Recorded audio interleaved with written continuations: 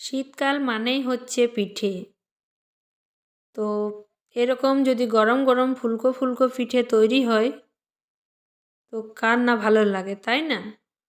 তো আমি তাই তোমাদের সাথে খুব কম সময়ে আর সহজ পদ্ধতিতে এই পিঠের রেসিপিটা শেয়ার করলাম।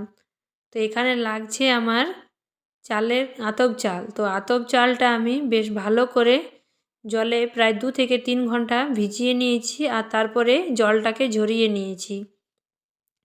আর এই আতপ চালগুলোকে আমি মিক্সিতে গুঁড়ো করে নেব, কারণ বাড়িতে আমাদের ঢেঁকি নেই। অনেকের বাড়িতে আছে। আগেকার মা ঠাকুমারাও পিঠে বানালে ঢেঁকিতেই চালটাকে কুটে তারপরে পিঠে বানাতো। তো আমি মিক্সিতে চালটা দিয়ে বেশ ভালো করে মিহি করে নিলাম আর তারপর একটা চালুনির সাহায্যে চালগুলোকে বেশ ভালো করে চেলে নেব। চালের গুঁড়োটা যতই মিহি হবে পিঠেটাও কিন্তু ততই ভালো হবে আর খেতেও খুব ভালো লাগবে। তো দেখো এখানে অনেকটাই আমার চালের গুঁড়ো হয়ে এসছে।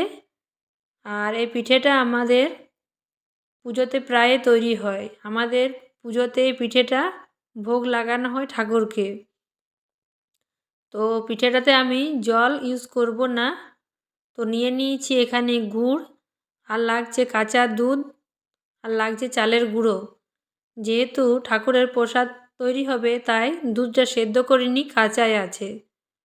তো গুড়গুলোকে একটু আমি ভেঙে নিয়েছি আর এরপর এই গুড়ের মধ্যে আমি কাঁচা দুধটা দিয়ে দেব আর হাতের সাহায্যে বেশ ভালো করে গুড়টাকে মেখে নেব, যাতে দুধ আর গুড়ের একটা খুব ভালো মিশ্রণ তৈরি হয়। এটার কোনো কিছু ঝামেলা ছাড়াই পিঠেটা তৈরি হয়ে যায় আর খুব তাড়াতাড়িও হয়ে যায় আর খেতে খুবই ভালো লাগে।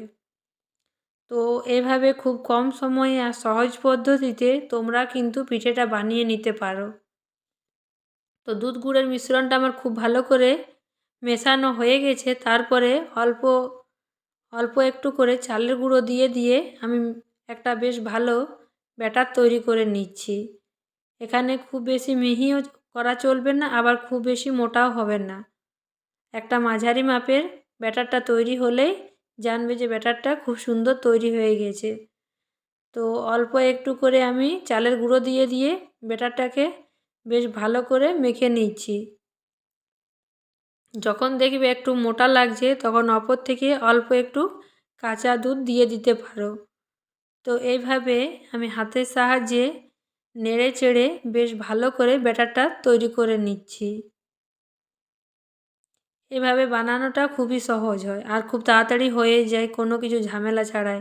তো ব্যাটারটা এইভাবে তোমরাও তৈরি করে নেবে। আর তারপর কড়াতে আমি ঘি বসিয়ে দিয়েছিলাম গরম হতে। তো ঘিটা আমার খুব সুন্দর গরম হয়ে এসছে আর তারপরে এই মিশ্রণটা আমি ঘিয়ের মধ্যে দিয়ে দিলাম। তারপরে সময় ধরে বেশ ভালো করে কম আঁচে ভেজে নিতে হবে। তো এক পিঠটা যখন ফুলে উঠবে তখন জানবে যে খুব ভালো করে ভাজা হয়ে এসছে। তো দেখো পিঠেটা আমার এতটাই ফুলে উঠেছে যে পাল্টানো যাচ্ছে না। তো এক পিঠটা ভেজে আমি অপর পিঠটা বেশ ভালো করে ভেজে নিলাম। তো এরকম খুব কম সময়ে আর সহজ পদ্ধতিতে তোমরা কিন্তু বাড়িতে বানিয়ে ট্রাই করতে পারো। এটা যেহেতু দুধ আর ঘি গুড় দিয়ে তৈরি তাই খেতেও ভীষণ মজার হয়। তো একে একে সমস্ত পিঠেগুলো আমি এইভাবে দিয়ে দেবো। এই পিঠেটা যেহেতু ভোগের জন্য লাগবে তাই এখানে কোনো রকম জল আর কিংবা ডালডা সাদা তেল ইউজ করা হয় না। এটা দুধ গুড় আর ঘি দিয়ে তৈরি করা হয়, তাই এই পিঠেটার টেস্টই আলাদা। তো এইভাবে আমি একে একে সমস্ত পিঠেগুলোকে ভেজে নেব আর প্রতিটা পিঠে কিন্তু আমার ফুলে উঠেছে, একটা পিঠে আমার মিস যায়নি।